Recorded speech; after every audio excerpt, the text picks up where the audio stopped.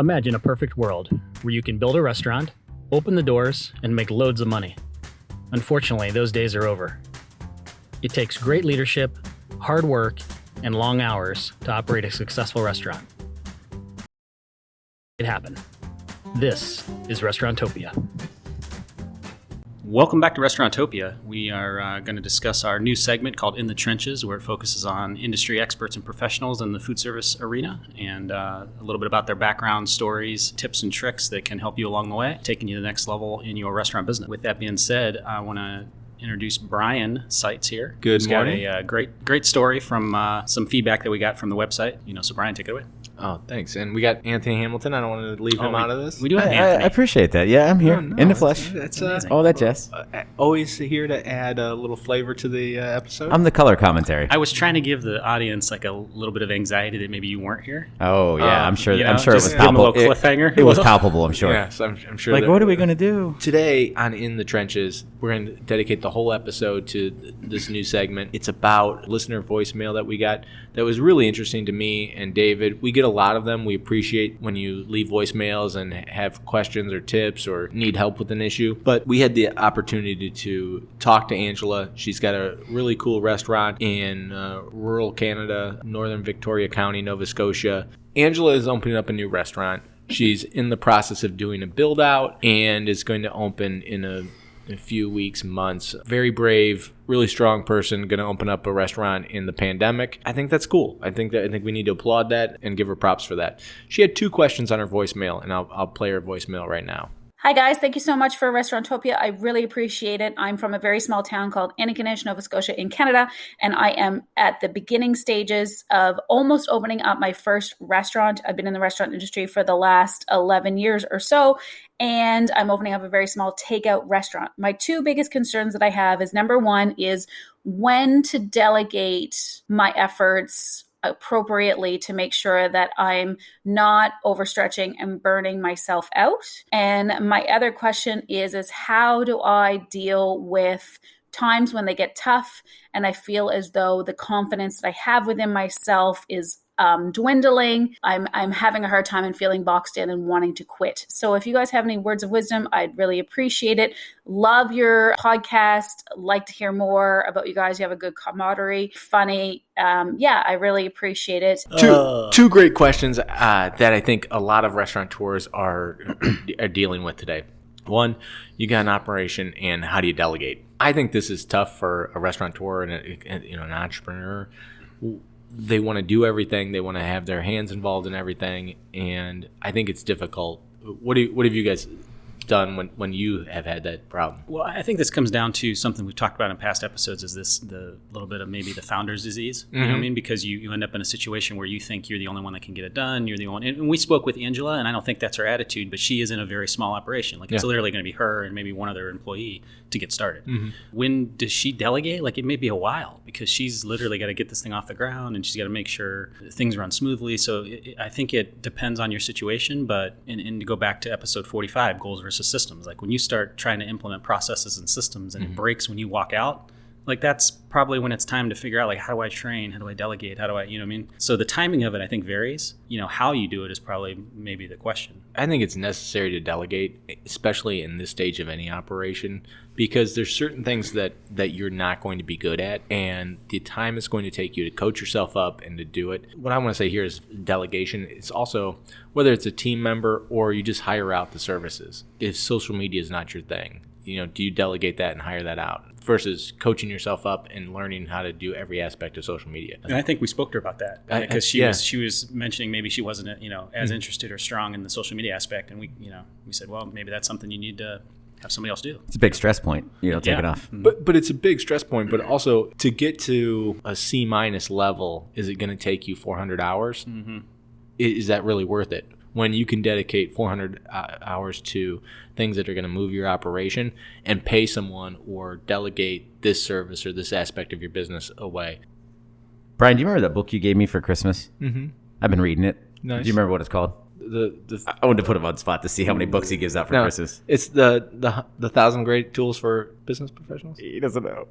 I love you so much. Is it Tools of Titans? Yeah, sure is. So they were talking to one of the guys in there, and what he said about delegation and what he does. Most of us look at our kind of full scope of life, and we say, okay, I'm weak here, so I'm going to improve it, and I'm strong here, so I'm going to leave that alone. And then to your point, you spend 400 hours catching up on social media, right? Yeah. And at the end of the day, you're still just mediocre. And this one guy they interviewed in that chapter is like, screw the stuff I'm weak at. I'm just going to ignore it. I'm just going to focus on everything I'm strong at, and everything I'm weak at, I'm just going to hire someone else to do. I love that because I'm like, wait, you're not wasting any time here. Right. You're not doing anything. And this guy obviously has mastered delegation, so it worked out really well for him. But I thought that was interesting and really counterintuitive to what we hear preached on a daily basis. No, you always hear like, make your weakness your strength. Like, I think that's BS. Like, I agree. Double down on your strengths, triple down on your strengths. You know what I mean? Like the stuff you're weak at, that is the delegation points. And I think, Anthony, you and I have had this conversation in the past, I feel like, where if you think about something like a task, like how long is it going to take you to do that, and what kind of effectiveness are you going to get? Right. So, so if I can do something in an hour and I have 100% effectiveness, but I could delegate it to somebody else and they maybe only get 70% effectiveness. Can you live with that 70%? Exactly. That's what you got to deal with. And then what about the things that you're not even going to do? That you could get 100% effectiveness, but you're not even going to work on them.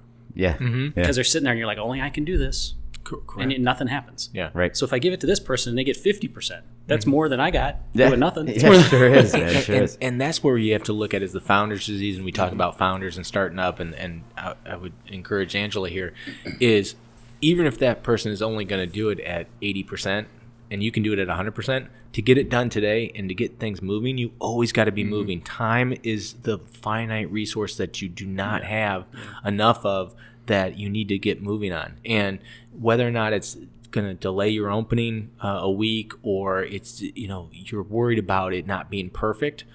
Perfect is the enemy. It's a fool's errand. Yeah, no, yeah. It's the enemy of progress. You don't want to be a slave to perfection. Move. Keep moving. Delegate when you can. Again, and if that person doesn't do it right when you delegate it to them, delegate it to somebody else. It's not the end all be all. You can keep moving forward. And you can make a mistake. You delegate, they screw it up, and you got to take it over and finish it. Okay, you learned something. Okay. Well, this is where this chart comes into play. Don't get paralyzed. Cool. Don't get paralyzed at a point where you're like, I'm not doing it, but I can't give it to somebody else. Correct. That's where that's maybe the decision point. Now, don't delegate things that are super important though, like your financials, and again, I'm not talking about preparing your financials, but like when you're not looking at the bank statements, when you're not looking at the point of sale system, when the food is delegated to the point where you're not doing quality control, like focus on the super important things. Don't delegate those, but delegate the minutia. And this goes back to the Eisenhower quadrant, which, Anthony, I think you got queued up there. Yeah. If it's urgent and not important is what this quadrant says. So obviously you have important and urgent, then you do it now, right? And if you have not urgent but important, you decide when to do it later, schedule time to do it. And then if it's not important and urgent, you delegate it. And if it's not important and not urgent, delete it. Simple as that, right? And I push a lot of decisions. There's a key there in that last one. Don't delegate it. Yeah. Delete it. Yeah. Don't waste somebody else's time. It's not urgent. It's not important. Right. Yeah. And you have to make that assertion, and it's tough to do. This is a side note of delegation. When you're asking someone to do something and it's 500 hours worth of work and it's not important and it's not urgent, you really got to look within yourself and is this something I want to delegate? Right. Because that type of stuff can be demeaning to your team, can be really harmful. And again, you would like to have it. It's a nice to have, but is it moving the ball forward? Are you progressing? Are you moving down the road at all? And I would say oftentimes not. So be careful of that. Yeah, and what's the attitude of that in person when you actually come to them later with something that is important? Correct. That you need done. And they're like, oh, this guy wasted my time. This girl wasted my time last time. Like, he's never read that memo, or she's never reviewed those menu changes, or whatever. It's a bad feeling. Mm-hmm. It's a bad feeling. I think you guys hit it on the head though. When you essentially you can live with something being messed up is when you delegate it. When you can deal with that 80%, that 75%, or whatever, and that's okay with you to get by in certain projects. That right there is a red flag automatically. Delegate. Yeah, but it's the choice of something not getting done. That I would definitely delegate. Mm-hmm. Get things moving. Keep moving forward. Don't be paralyzed by inaction. Yeah, absolutely. No, that's great. That's an awesome question, Angela. I appreciate that. So she had two questions. All right, yeah. So the second question, how to stay motivated. This one, I think is important. We're in the middle of a pandemic. We're at the end of a pandemic. We're at the beginning of a pandemic. I'm gonna put the pandemic. The pandemic's over. Like, I'm gonna edit into whatever this is. I keep saying we're at the end. We're coming out of a pandemic this entire year since June. I think we've been saying that. I've been saying that's the optimist point of view, right? No. We're over the hump. God, I hope it's over. I think motivation and mindset and mental health is so important with everyone, and you really got to look at within on what's driving you. What is your why? Why are you doing things? Where are you at in life? And I'm not talking about, financially or anything like that, but why are you opening the restaurant? Love the journey. You are in the middle of executing your dream. Don't look at the end result or the end goal, or this, as we talked about goals versus systems a few weeks back, but look at the journey, and every day is an opportunity to celebrate. You're alive, you're healthy, you're living your dream. Think about all the people that are stuck in jobs that they hate, in relationships that they hate, in their life that is unfulfilling. You're living your dream. You're an operator, a restaurateur. Enjoy that. Savor it. Live it. Yeah, my thoughts on this are very similar, and I think you took it in the right direction. I think the question in itself to start is a little bit, like, to me, is a little wonky. Mm-hmm. Like, it's I think it's meant to me. I think it's meant, and I don't think this is the actual intention of Angela's question, but when you say, how do I stay motivated? When I look at motivation's like a pep rally. Motivation's like a shot in the arm. Motivation's like, it's a temporary thing. You know what I mean? Okay. If in this industry, it's all based on passion, hospitality, drive, all those things, like you talked about, the why. I think that's what you got to go back to, because if you're looking for motivation, I think that's the wrong thing to be looking for. Like, you may not be in the right game. Now, I'm not saying that's where Angela's coming from. I'm not putting that on her, because I don't believe that's it, because we did speak with her for probably about an hour, and I don't get that vibe from her. But I do agree with you, Brian. Like, you got to go back and you got to say, why am I doing this? What is the reason I'm doing this? Why am I spending my time? Why am I spending this portion of my life to do this?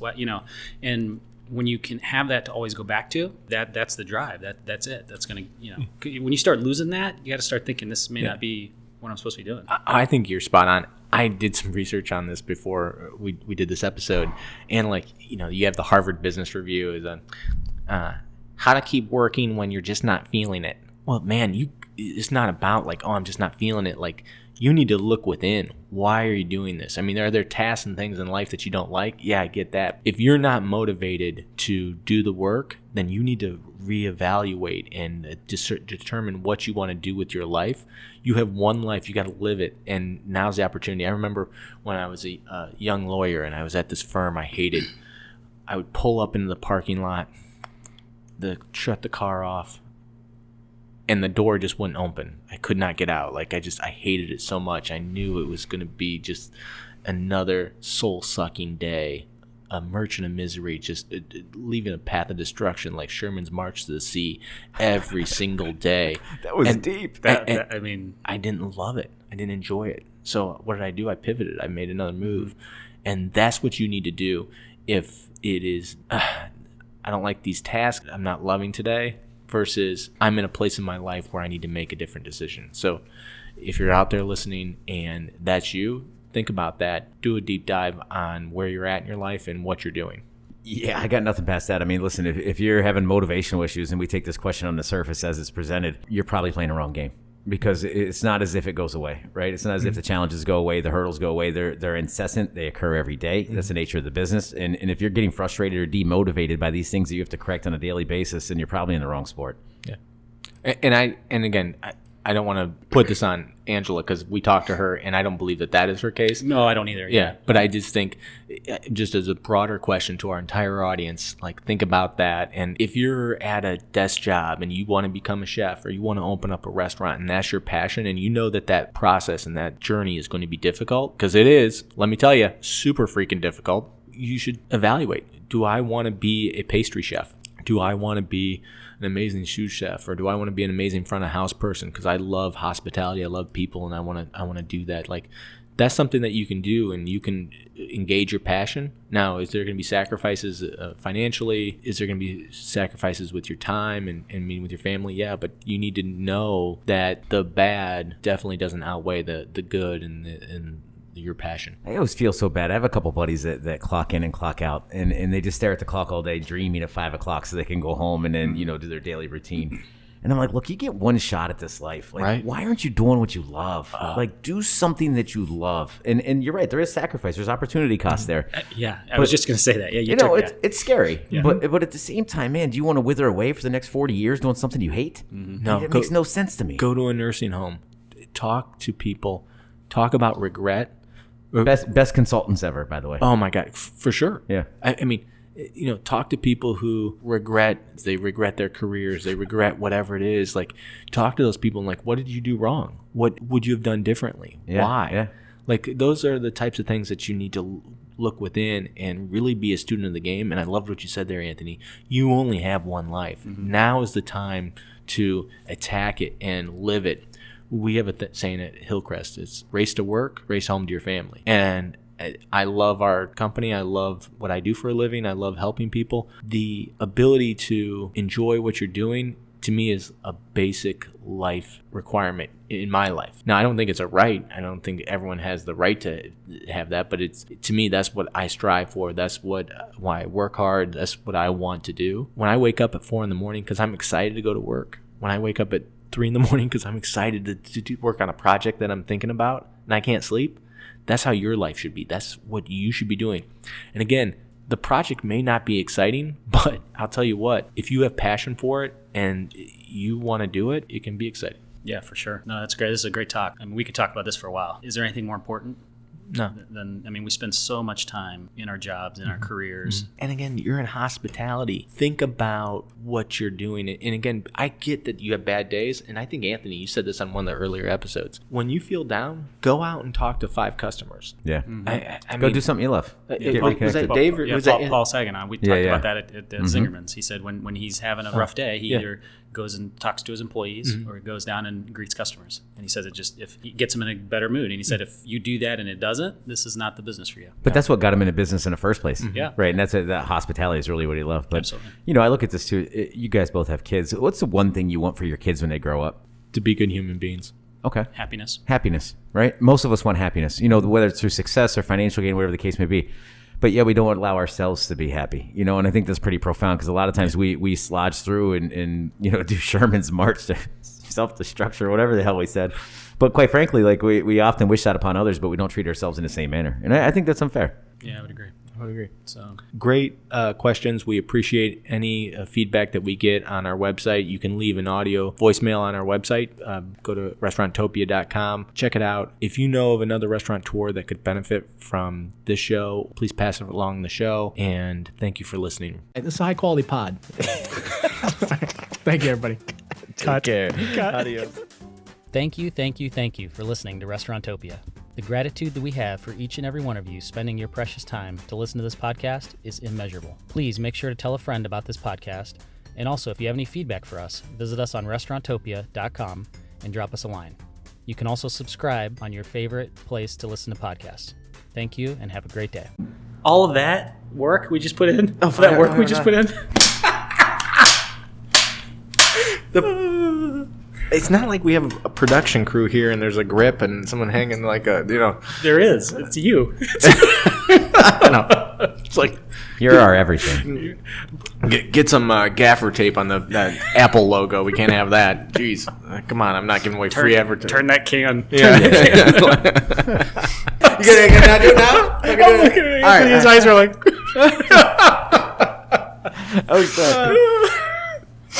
Oh my God! Welcome back to Restauranttopia. We have our series In the Trenches.